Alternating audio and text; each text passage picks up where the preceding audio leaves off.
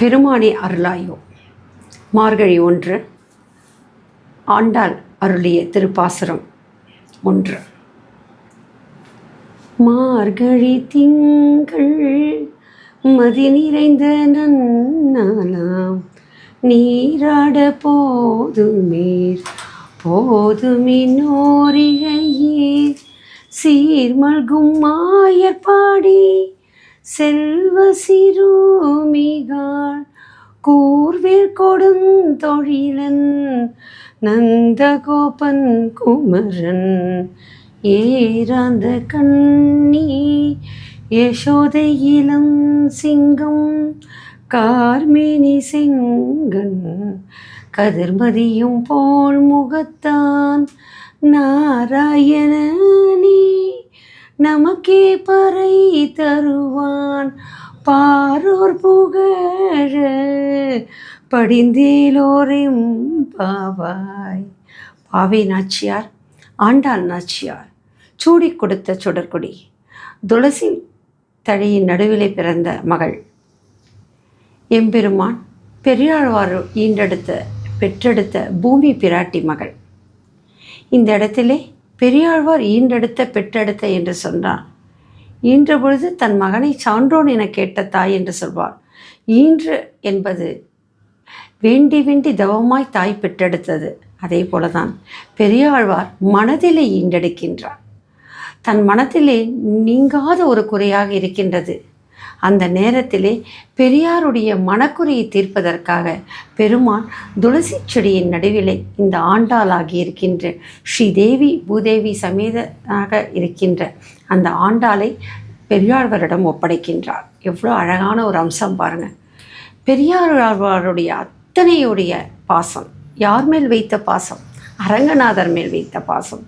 பெரியாழ்வார் அரங்கநாதர் வைத்த பாசத்தினுடைய மொத்த பிம்பமாக இந்த துளசி செடியிலே ஒரு பேழி வயிற்றில் பிறந்த மகளாக இந்த எம்பெருமாட்டை ஆண்டாள் திருநாச்சியார் இந்த பூவுலகிலே நமக்கு கிடைத்திருக்கிறார். பெரியாழ்வார் மூலமாக அரங்கநாதருடைய கைத்தலம் பற்றுவதற்காக பெரியாழ்வார் பெற்றெடுத்த மகளாக ஆண்டாள் நாச்சியார் அருளிய இந்த திருப்பாவை.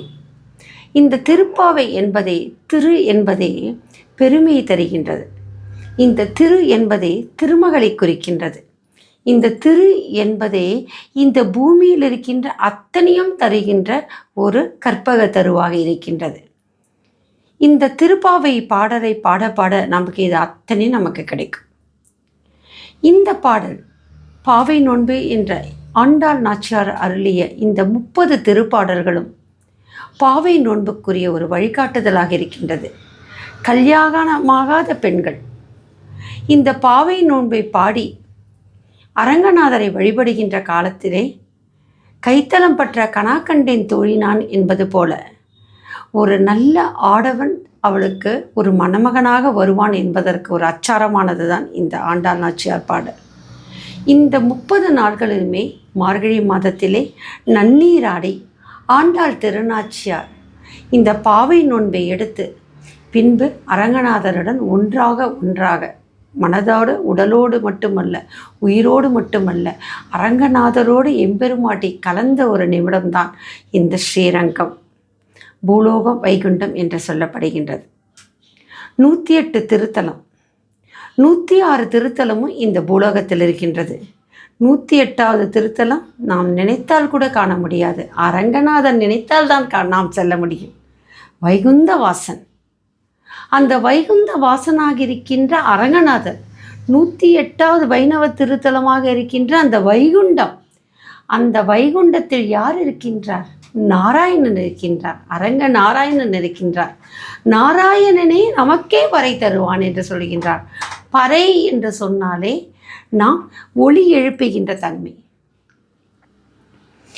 அந்த ஒளி என்பது எதற்காக அப்படி என்று சொன்னால், நான் உன்னை தேடி வந்திருக்கின்றேன் என்ற அந்த தன்மை.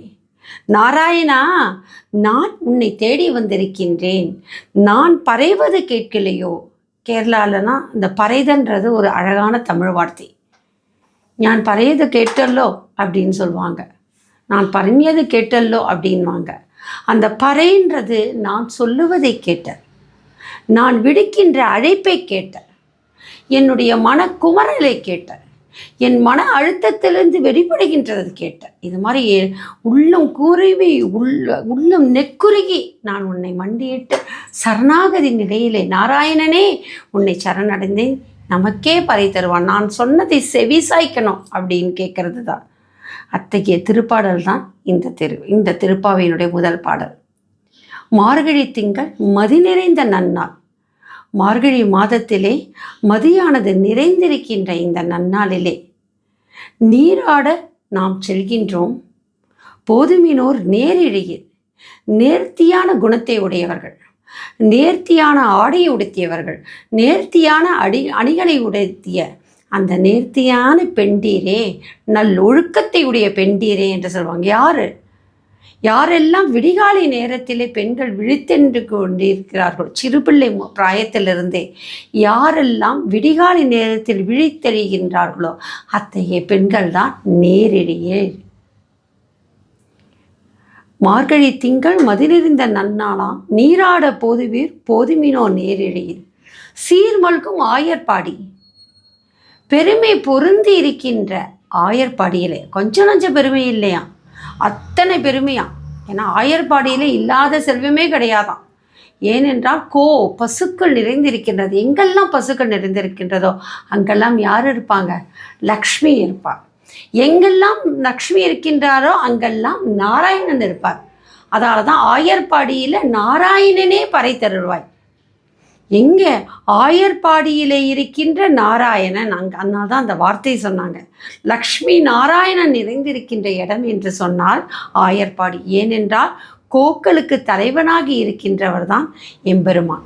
அந்த தலைவனாகி இருக்கின்ற எம்பெருமான் அந்த நந்தகோபர் வசிக்கின்ற அந்த ஆயர்பாடியிலே பசுக்கள் முழுதும் நிறைந்து காணப்படுகின்ற, செல்வ செழிப்பு நிறைந்து காணப்படுகின்ற சீர்மல்கும் ஆயர்பாடி. அது மட்டுமா? சீருக்கு பெருமைக்கு யார்? மகாவிஷ்ணு, வைகுந்தநாதன், மாயவன், கேசவன், அந்த மகேஷன், கண்ணபிரானே தவழ்ந்து ஓடி ஆடி விளையாடிய ஆயர்பாடி. எவ்வளோ பெரிய விசேஷம்! கண்ணபிரான் ஆடி பாடி ஓடி விளையாடியது என்ன? துவாபர யுகம். அந்த கண்ணபிரான் ஆடி பாடி ஓடி விளையாடுகின்ற அந்த ஆயர்பாடி, அத்தகைய ஆயர்பாடியில் இருக்கின்ற செல்வ செழிப்புடைய பெருமானே தோன்றிய இடம், பெருமானை ஓடி விளையாடிய ஆயர்பாடி. அதனால்தான் சீர்மிகும் ஆயர்பாடி. செல்வ சிறுமியர்கள், செல்வத்திலே சிறப்புற்றிருக்கின்ற சிறுமியர்களே அதை தான் பாடுகின்றார். மார்கழி திங்கள் மதி நிறைந்த நன்னாளால் நீராட போதுவீர் போதுமினோர் நேரிழையில் சீர்மல்கும் ஆயர்பாடி செல்வச் சிறுமீர்கள் கூர்வேல் கொடுந்தொழிலன் நந்தகோபன் குமரன். கூர்மையான வேலினையுடைய கொடுந்தொழிலாகி இருக்கின்ற நந்தகோபன் எப்பொழுதுமே கையிலே அம்பு வைத்து கொண்டு கொடுந்தொழிலை செய்து கொண்டிருக்கின்ற நந்தகோபனாக இருக்கின்ற அரசன். இன்றைக்கும் அரசன், அந்த காலத்துலன்னா அரசர்கள் எல்லார்கிட்டும் என்ன இருக்கும்? கையிலே கூரிய வேல் இருக்கும். அந்த கூரிய வேல் என்ன? தன்னை சுற்றி இருக்கின்றவர்களை காக்கின்ற வேல். நந்தகோபர் ஆயர்பாடியில் மாடுகள்னால் மேய்ந்து கொண்டிருக்கின்ற செல்வம் விழுந்து ஆணிரைகள் நிறைந்திருக்கின்ற இடம். அந்த ஆணிரைகளை விழுங்குவதற்கும் அடித்து தின்பதற்கும் கொடிய மிருகங்கள் வருகின்ற காலகட்டத்திலே அந்த கொடிய மிருகங்களை காக்கின்ற கையிலே கொடுந்தொழிலாக இருக்கிற. அங்கே தான் கொடுந்தொழில் யாருக்கு? கொடிய மிருகங்களுக்கு. நந்தகோபர்கள் அனைவருக்குமே இந்த நந்தகோபன் தலைவனாக இருக்கின்றான் ஆயர்பாடியுள்ள மக்களுக்கு. அந்த ஆயர்பாடியுள்ள மக்களுக்கு எந்தவித தீமையும் நெருங்காமல் இருப்பதற்காக கொடுந்தொழிலாக காவல் தொழில். அந்த கொடுந்தொழில் என்பது அங்கே என்ன என்று சொன்னால் மக்களை காக்கின்ற மேன்மை முக்த தொழில் என்று சொல்கின்றது. கையிலே கூறிய வேலை வைத்து கொண்டிருக்கின்ற நந்தகோபன் குமரனாக இருக்கின்றவரும் ஏராந்த கண்ணி யசோதை இளசிங்கம். பெரிய கண்களையுடைய யசோதை, பெரிய விழிகளையுடைய யசோதை. பெண்களுக்கே பெரிய விழிகள் பெரிய கண்கள் இருந்தாலே அது ஒரு அழகுதான். அந்த பாருங்க, முண்டக கண்ணி அம்மா சொல்லுவாங்க, மாரியம்மன் சொல்லுவாங்க, வேர்க்கண்ணி அம்மன் சொல்லுவாங்க. இவங்களுக்கெல்லாம் என்ன அழகுன்னா அழகு அந்த கண்ணு தான். பெரிய விழிகளையுடைய ஏராந்த கண்ணி யசோதை இளஞ்சிங்கம். ஏன் பெரிய கண்களையுடைய யசோதை? ஆயர்பாடியில் கண்ணன் அங்கே உலாவிக் கொண்டிருக்கிற நேரத்தில் அப்பப்பா எத்தனை துன்பம், அந்த ஒவ்வொரு துன்பத்தையும் அந்த ஒவ்வொரு தீமையையும் அந்த கண்ணபிரான் எப்படி வெளியில் எழுந்து வருவதன் தான் இனி வரும் பாடல்ல பாவை நோன்பிலே இந்த ஆண்டாள் பாடப் போகின்றார். அந்த ஆயர்பாடியில் தான் கண்ணன் நிகழ்த்திய லீலைகள் அப்பப்பா கம்சன் வதை முழுக்க ஒவ்வொன்றும் அந்த ஆயர்பாடியில் இருக்கின்ற நேரத்தில் தான் கண்ணபிரான் தெய்வபிரானாக காட்சியளிக்கின்றார். அந்த சின்ன குழந்தை தான் யசோதைக்கு இந்த வாயில் மண் உருண்டைய பதிலாக பூமியை காட்டியது. பூதகியை மார்பில் பாலை குடிப்பது போல பூதகியை விழித்தது. எவ்வளோ பெரியது சகடன். இது மாதிரி நிறைய விஷயங்கள் இருக்குது. இந்த பாவை நோன்பில் ஒவ்வொரு பாடலும் ஆண்டாள் சொல்ல போகிறார். அப்போது பெரிய பெரிய ஆபத்துக்கள் எல்லாம் கண்ணனை தேடி நெருங்கி கொண்டிருக்கின்றன. ஒவ்வொரு ஆபத்தையும் கண்ணபிரான் குழந்தையாக இருந்த ஒரு நொடி பொழுதிலே அந்த ஆபத்தை விளக்குகிறார். இருந்தாலும் பெற்ற தாய்க்கு ஒரு பயம் இருக்கும்ல, என் பிள்ளைக்கு என்னாகுன்ற ஒரு பயம் இருக்குல்ல. அப்போ பெரிய விழிகளோட அந்த விழி என்றைக்குமே விழித்த விழிகளோட என்ன செய்கிறார், அந்த யசோதையானவள் தன் பிள்ளைக்கு என்னாகும்னு காத்துட்ருக்காளாம். இன்னொரு பக்கம் சொல்லட்டுமா, தூங்காமல் விழித்திரு, கண்ணு மூடாமல் இமை கொட்டாமல் அந்த குழந்தையை பாதுகாக்கிறாளாம் யசோதை. அவள் இமை கொட்டாமல் அந்த விழியோட பாதுகாக்கிறவ, தூக்கமே இல்லாமல் பாதுகாக்கிறாள்ல யசோதை. அதால் பெரிய கண்களாயிட்டான். இப்படி கூட நம்ம சொல்லலாம். ஏறாந்த கண்ணி. அப்பேற்பட்ட யசோதையினுடைய இளஞ்சிங்கமாக இருக்கின்றவர். எப்போதுமே சிங்கம், இளமையான சிங்கம் துள்ளி கொண்டே இருக்கும். ஆனால் அதை பார்த்தா கோவமே வராது, பயமே வராது, அவ்வளோ அழகு. ஏறாந்த கண்ணி யசோதை இளஞ்சிங்கம், கூர்வேல் கொடுந்தொழில நந்தகோபன் குமரன். அப்பேற்பட்ட கண்ணபிரான் கார்மேனி செங்கன் உடையவன். எப்படி கார்மேகம் எப்படி திரண்டு வருகின்றது கார்மேகம். அப்படி திரண்டு வருகின்ற கார்மேகம் பார்த்தீங்கன்னா அப்படியே இருட்டடைஞ்சு இருக்கின்றது. அதுபோல கார்மேக வண்ணனாகி இருக்கின்ற செங்கன், சிவந்த நிறமா, சிவந்த அந்த காருக்கு நடுவில் ஒரு சிவந்த கண் எப்படி இருக்கும், அந்த விழி திறந்து நம்ம உடலை காக்கின்ற கடவுள் காட்சி அளிக்கின்றார். ஞாயிறு போல திகழ்கின்றாராம் யாரு, கண்ணபிரான். கார்மேனி செங்கன் கதிர்மதியம் போல் முகத்தான். கதிரை விரித்திருக்கின்ற மதிய கதிர், அப்படியே உச்சி நேரத்தை கதிர் எப்படி விழித்திருந்து அப்படியே உலகமே பிரபஞ்சமே ஒளியோடு இருக்கின்றது. அதுபோல் இந்த உலகத்திலே பெரிய சக்தியாக, உலகத்தை காக்கின்ற கடவுளாக, அந்த பெருமானுடைய அந்த ஒளியே, காக்கும் கடவுள் ஒளியே இந்த பிரபஞ்சத்தை காக்கின்ற தன்மையுடையதாக, வைகுந்தத்திலிருந்து பெருமான் ஞாயிறை போன்ற ஒளியோடு அந்த பிரகாசத்தோடு இந்த பூமியை காத்து கொண்டிருக்கிறாராம்.